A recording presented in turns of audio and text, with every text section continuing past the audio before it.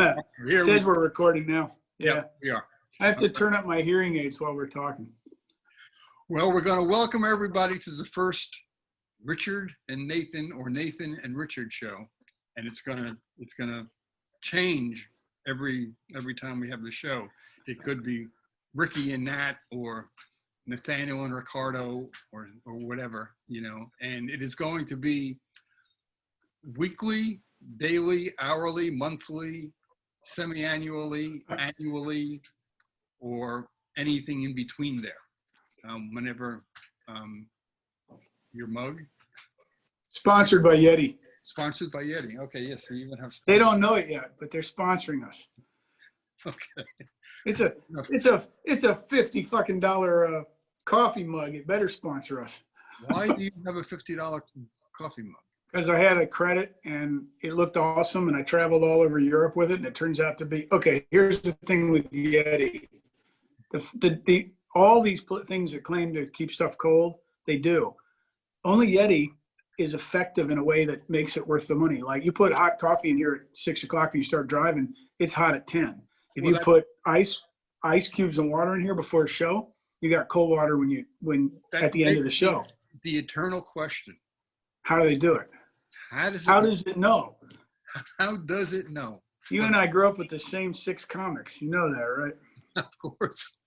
Okay, so here's our first topic of discussion. All right. And incidentally, as a disclaimer, anybody who is sensitive to language or sexual references, get the fuck out of here. Get the fuck out of here. You're in the wrong place. So anyway, I attended a Zoom session this past Saturday, I guess it was, and it was put on by the Texas Association Against Sexual Assault, which is, I guess, known as TASA, and they featured the Texas Men's Story Project. And I'm going to talk about it for about a minute, and then I want Nathan to voice his opinions on some of these things.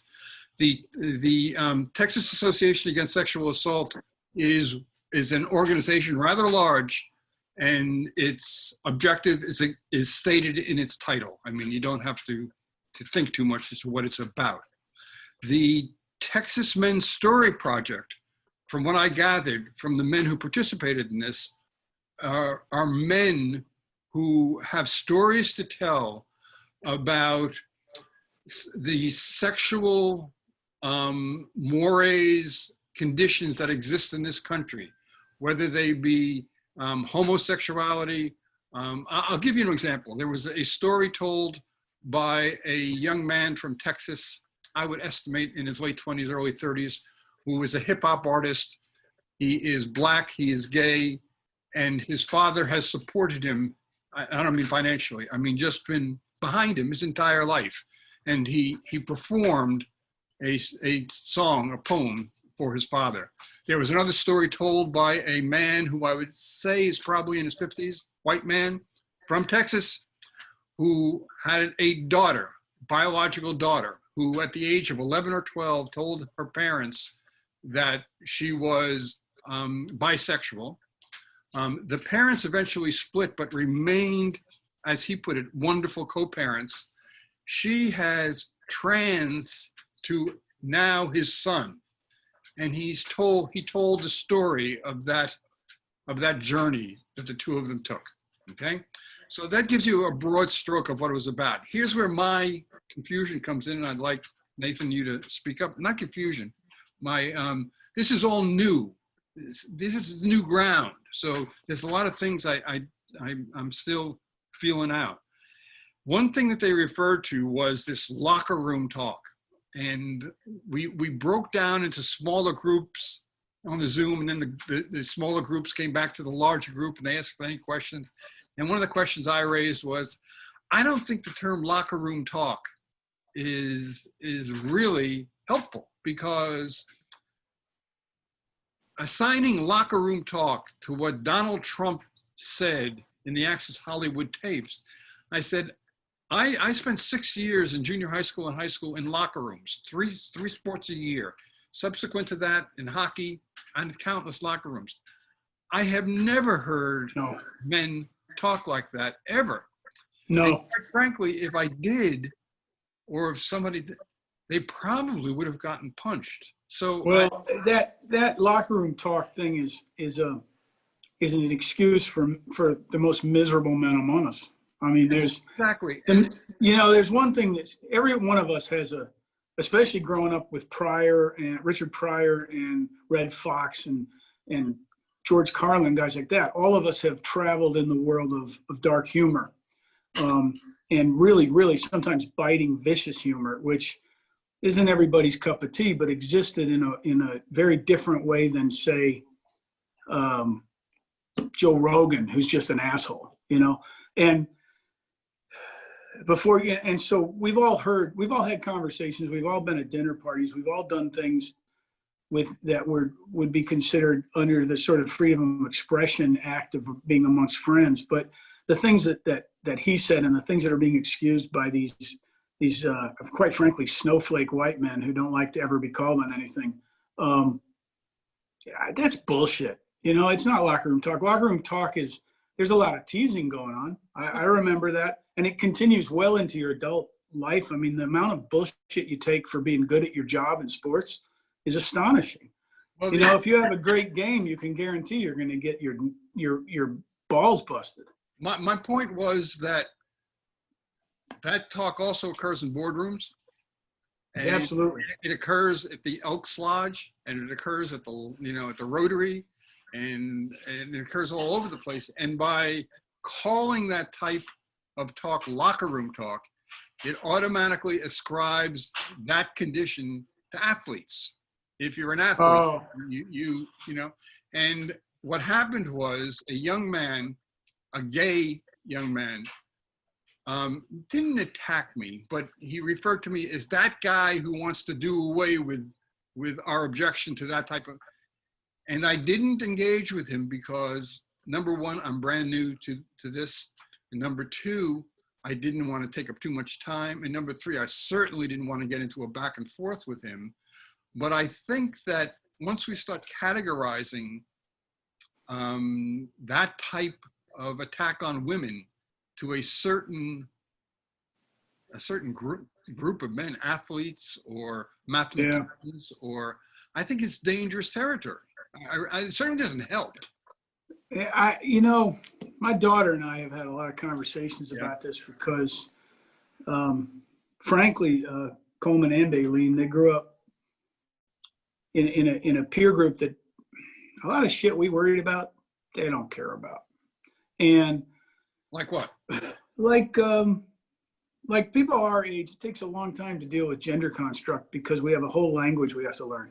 And, it's not so much that we don't 100% get the idea that it hardly makes a difference what somebody calls themselves, and it hardly makes a difference what a person chooses to represent in their life when it's their life and they're not, it's not like having a gun and pointing it at somebody. They just want their life to be respected. And that's easy for us, right? But the language itself is more difficult if you're a smart person, frankly, because if you've spoken detailed, accurate, and intelligent English most of your life, and words change to define things, it takes a while to catch on. But my son made a good point about this. My daughter too was,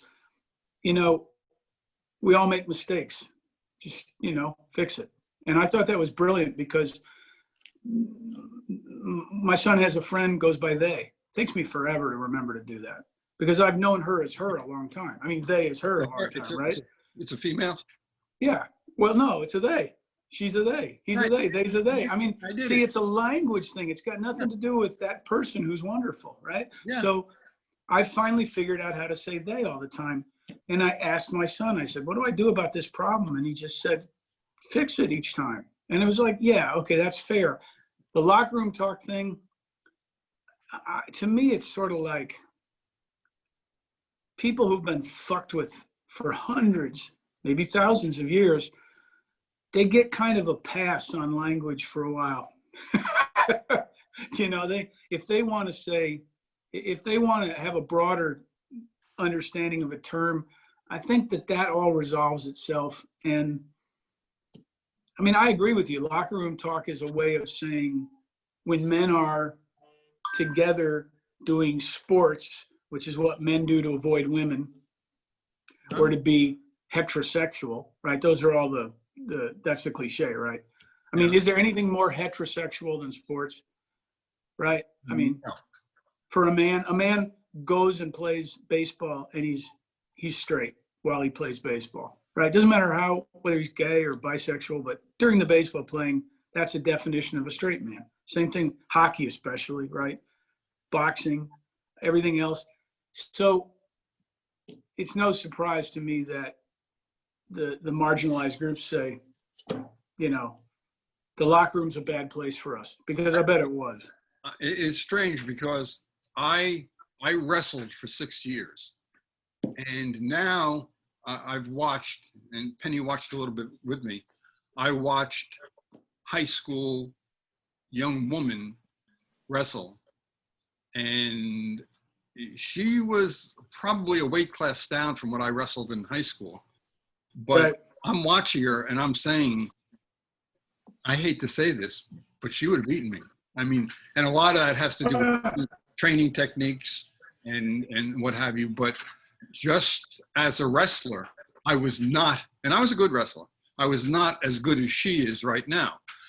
That being said, I grew up and you grew up with the fact that the two areas of a woman's body that you do not touch are her crotch and her breasts. There's no way to wrestle without getting onto both of those. That's it. I mean, there are very few pinning combinations in wrestling that don't involve your crotch. And if I am in the up position and my opponent is in the down position and he/she stands up, that first moment, the first movement I have is clutching that chest, because I want to get that person off their feet, right? So I think, honestly, man, I think that, you're speaking from a heterosexual male perspective. There's got to be gay male wrestlers who go through the same thing, right? yeah. So you just deal with it, I guess. Well, I've had conversations with people about homosexuality, and I said, you ever play sports in high school? And they said, yeah. I said, well, then you showered next to a gay guy, because just percentages, you have to have done it. And, that's very discomforting to a lot of people. But getting back to this young woman who was a wrestler, the story was about her, and a lot of young men refused to wrestle her. Just if given the opportunity to wrestle a woman who was a good wrestler, I'd try to kill her. Yeah. Just like I would a guy. Would I don't see the problem. 17-year-old Richard Doobie have said that? I don't think so. I'd love to believe that at 17, I would have said it's just another wrestler, and 16, just another wrestler. I don't know whether I would have. It's difficult for me to time travel like that. Now, yeah, I think. No, man. You can acknowledge your sexual. You can not. If this society just acknowledged the sexuality of human beings, we could get over this bullshit, because it doesn't really matter if you're a competitor. Once you're competing, things change very, very much. I think that the problem for a lot of men in that situation is they're terrified that they're going to embarrass themselves by getting an erection. Or losing. Fuck losing, man. I've been beaten by women at sports.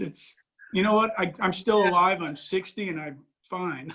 Yeah, but I think back in high school, if you're a wrestler, I think that played into it. I think a lot of those forfeits were not so much that they didn't want to grab her by the crotch, but what the fuck happens if she pins me? Go back to the locker room. I will never hear the end of it in that locker room. Absolutely never hear the end of it in that locker room. I guess it's hard when you're a boy in the middle of puberty to deal with that, because it's fully understandable. I just wasn't built that way. When I went to Boston and I ran for a while as part of, I call myself the worst runner that ever ran under New Balance colors. Because I'm built to hit things and fall over. I'm not built to run. I'm built for soccer. I'm not built for distance running. But I got to where I could run like 5:30s, 5:15s, that kind of stuff.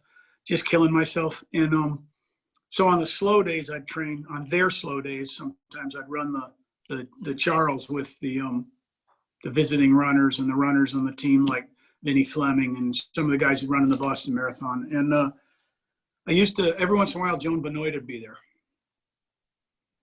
Now, Joan Benoit was, compared to today's marathoners, Joan Benoit was relatively a slow and steady professional, right? She wasn't a hard sprinter. The women nowadays are coming out on the dime and staying there for 26 miles. Right. And Benoit was one of the first women distance runners to train. I believe this to be true. My friend Tom Dedarian might correct me on this because he was training her, but I think she was one of the few who trained as hard as she trained. And, I was a guy running along at 85% while they were all running 50%, including Benoit, right?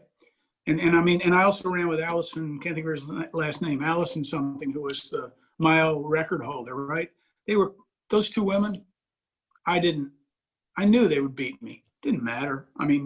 They were world-class athletes, and I was not quite to that level. And when I ran in races, to me, it was like, this is probably sexist, what I'm about to say, but to me, my goal was to finish at or a little ahead of the woman winner, because that was a hell of a pace. It was a hard run. Didn't matter if I came in after her, but she was my measure because they were getting faster and faster, and I could train with them.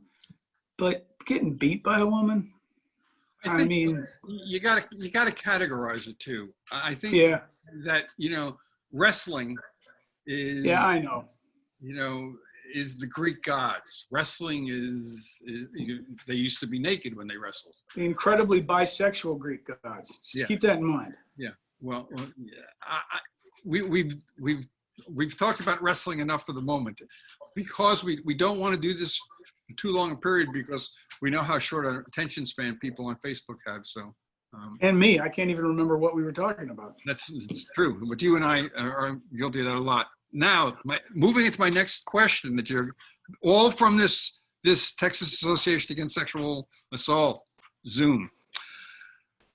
When people go through transgender, one of the things that was talked about a lot was that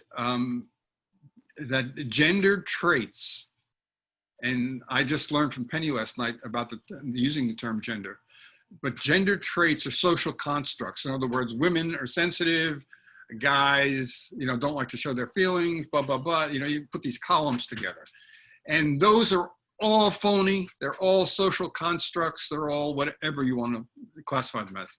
My question was to myself, if a man wants to transgender to a woman, fully, does he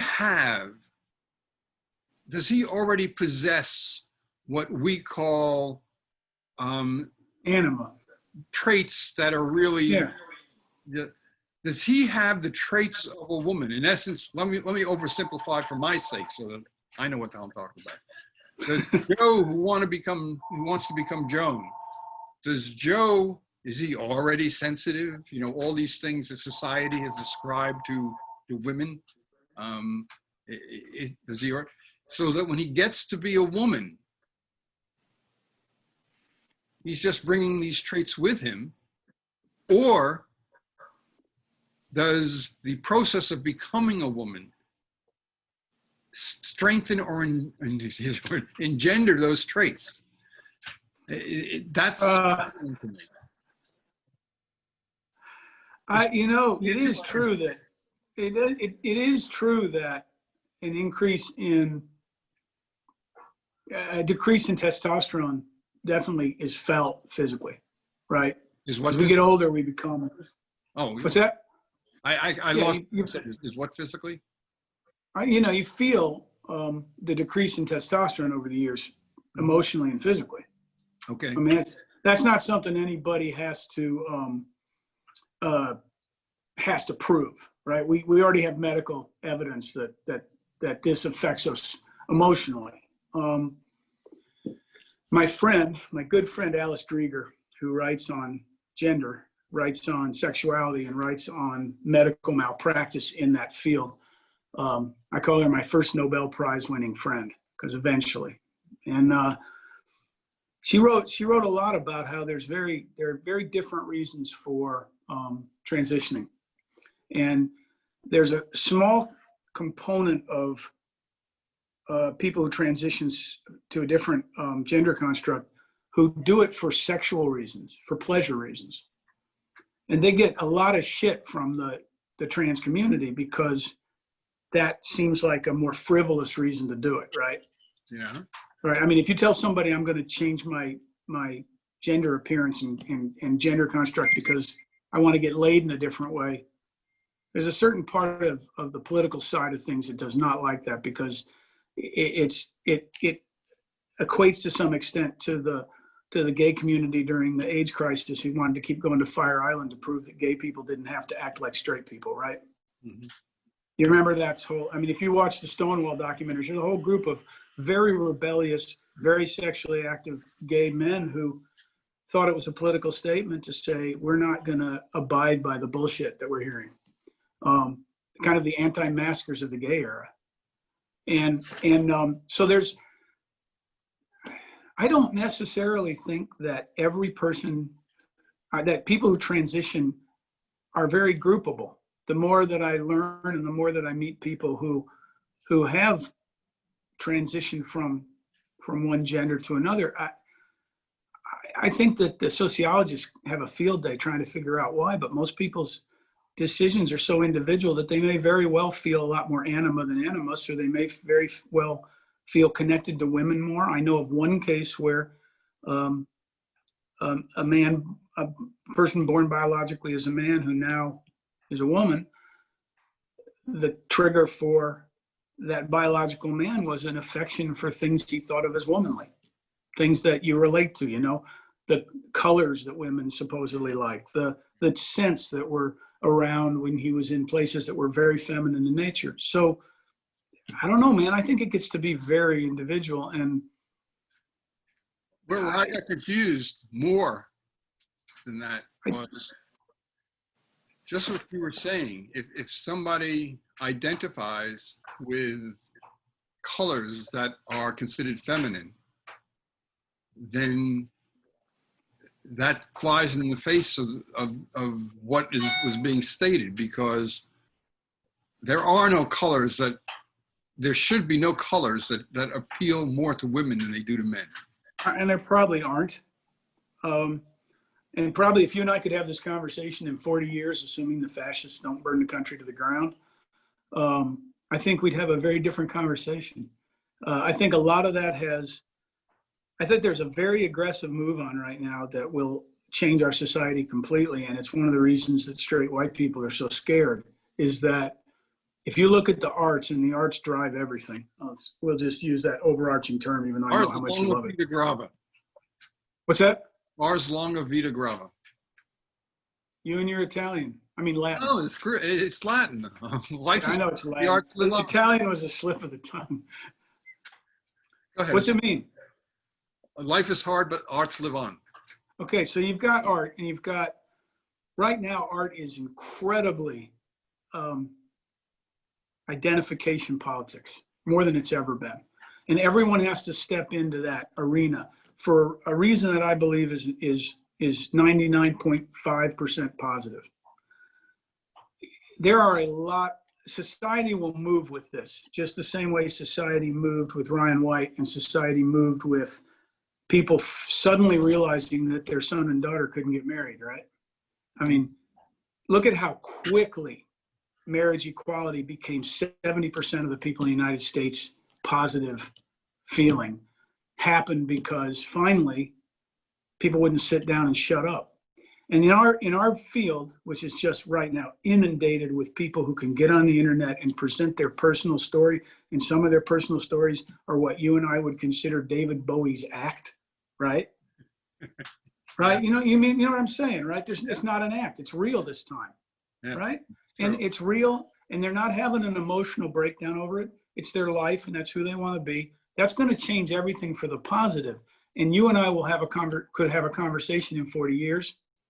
You know, if some weird miracle happens where we say, isn't it interesting how there's virtually no gender conversations anymore? I do think that's going to happen someday because it's unnecessary.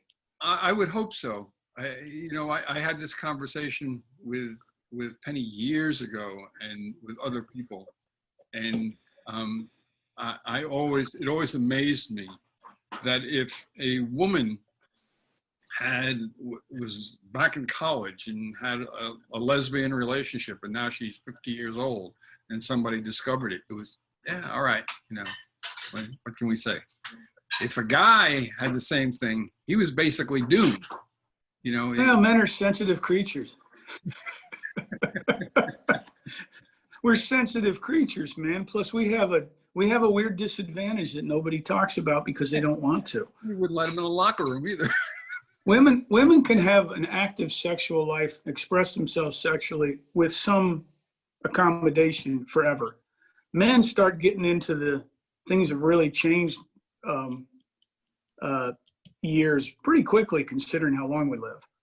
And so men are sensitive from day one about this shit. And if you can convince them that the world's biggest gay pride parade, the NFL, is the representation of masculinity, you can sell them shit and scare them to doing shit and make them take testosterone and make them buy 1,000 drugs and make them go to Gold's Gym every day and make them take some kind of steroid that makes their dick shrink, which I don't understand. Because given the choice between really huge guns and a normal sized penis, I'm not having too much time to think about it. These are big enough. Let's just not. Yeah, exactly. I tend to agree with you there. But what's happened is that I guess now I'm basically a generation older than you. Yeah, and it's actually a critical generation. Yeah. Generationally speaking, I have more ground to cover in catching up than you do. Yeah, but you think all the time. You got an overactive brain. Yeah. So that helps to shrink the gap. Well, this group definitely helped to shrink the gap. I am still, believe it or not, incidentally, after listening to this Zoom session, I spoke with a doctor, a psychoanalyst, makes his living doing this. And I spoke to him on the subject, and he was, let me tell you something. We really don't know anything yet. We are at the beginning of understanding. Yeah, I agree with that. It's about, so if people are going to therapy, to psychoanalysts, or they're sending their sons or daughters there, they don't know what the fuck they're doing.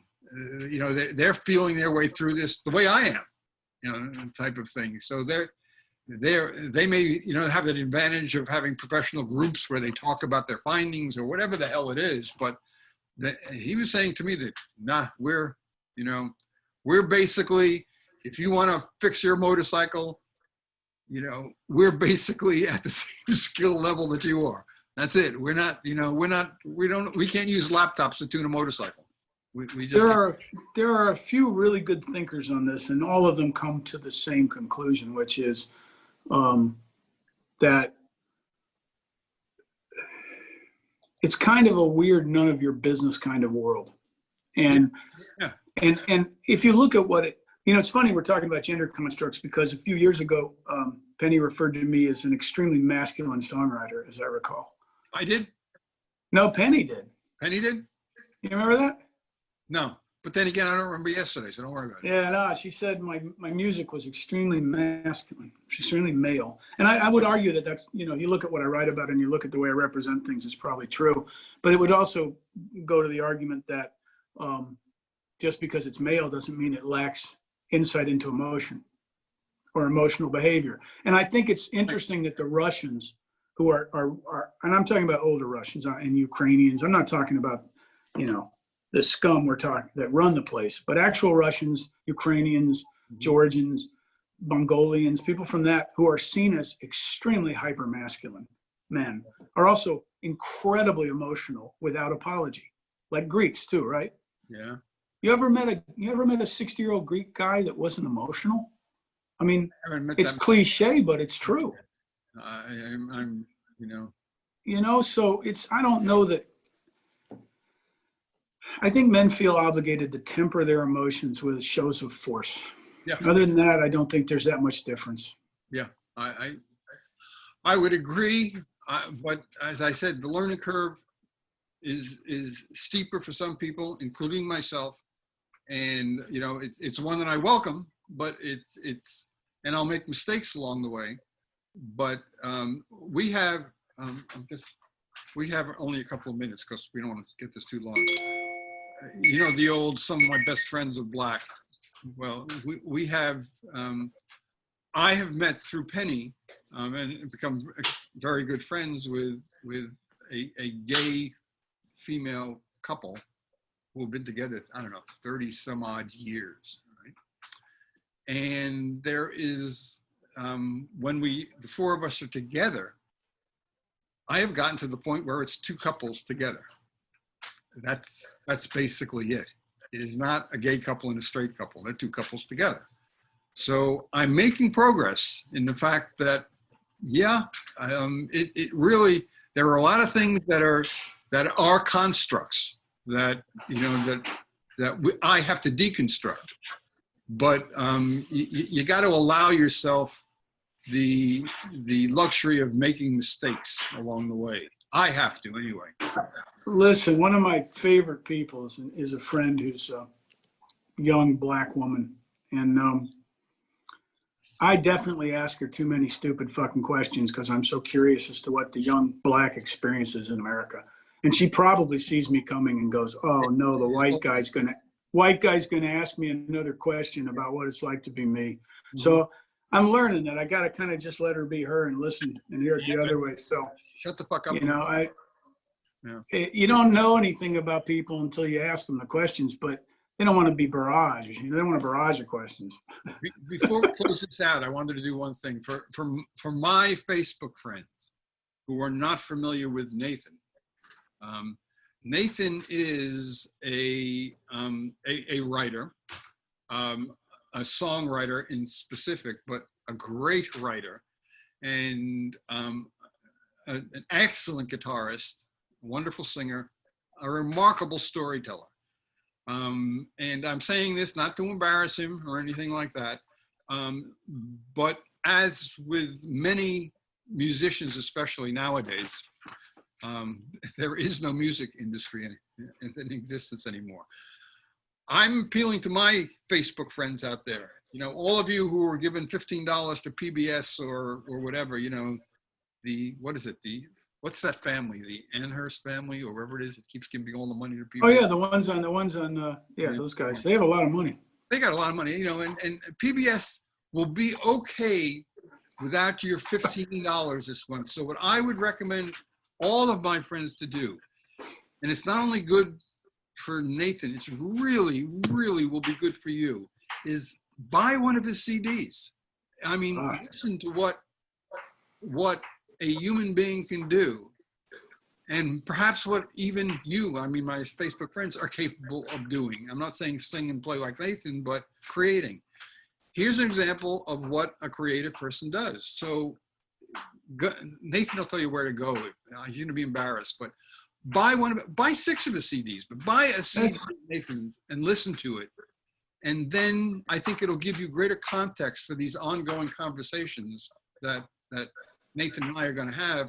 And as far as me is concerned, my friends know me and they know that, I'm basically taking up space now. That's, that's what I'm doing. So there's nothing Nathan's going to say, about Richard Doobie.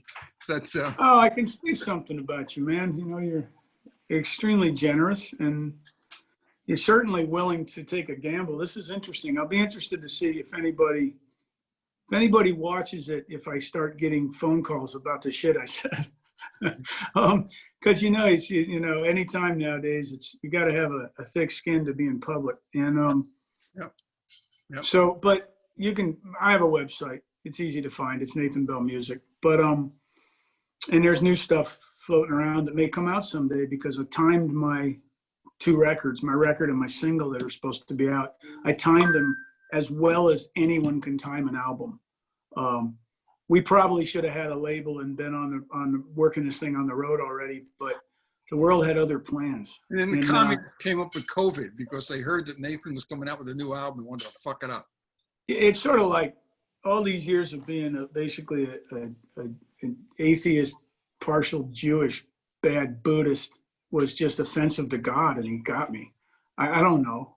Well, I will say one thing. Let me sum this up, and then we'll close the session so people won't can do other things.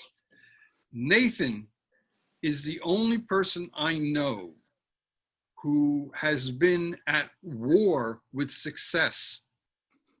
Not you know, not somebody who is fighting for success, but has been at war with success since I know him. And I know Nathan now. I was trying to figure out exactly how many years. I made that movie of you a little bit between 10 and 11 years ago. I think it's about 13 years. I think the very first time we got in touch was over Ogie Yogi Yogi Yogi. So it goes back about 13 years. So that's basically who he is. So all I can say is, and we'll wrap this up, we're going to do this again. Nathan and I will do this again. We'll change the name of the show. We don't know when the next one will be on, but it will be on, and we'll have another subject. I think we beat sexual identity to death right now. And that's a bad way to put it, by the way, but yes, we probably did. So what we'll do is, Nathan, I will say goodbye. Nathan can say goodbye, and then we will we'll post this on Facebook at some point today, and we can see how you folks feel about it. You know, if we're gonna, we need a closing line, and our closing line should be, he had a hat.